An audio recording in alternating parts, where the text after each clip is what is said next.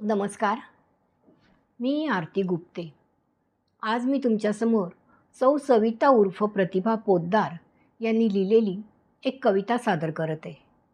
कवितेचं शीर्षक आहे चक्रव्यूह. ऐकूया तर. चक्रव्यूहात सापडला इथे प्रत्येकजण अभिमन्यूसारखा. चक्रव्यूहात सापडला इथे प्रत्येकजण अभिमन्यूसारखा.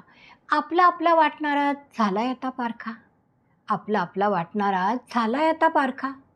कसे भेदायचे चक्रव्यूह प्रश्न सारखा सतावतोय. कसे भेदायचे चक्रव्यूह प्रश्न सारखा सतावतोय. कोण कुठे कसा कधी दबा धरून बसतोय. कोण कुठे कसा कधी दबा धरून बसतोय. कुणाची खेळी कशी आणि कुणाचा डाव कसा. कुणाची खेळी कशी आणि कुणाचा डाव कसा. मागे पडतोय वेगवान असून कासवासमोर ससा.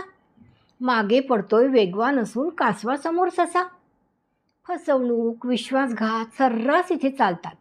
फसवणूक विश्वासघात सर्रास येथे चालतात. काल खरे वागणारे आज खोटे बोलतात. काल खरे वागणारे आज खोटे बोलतात. मित्र सखा जिवलग अर्थ यांचा विसरले. मित्र सखा जिवलग अर्थ यांचा विसरले. रणांगणात भेटताच मागे थोडीच सरले. रणांगणात भेटताच मागे थोडेच सरले.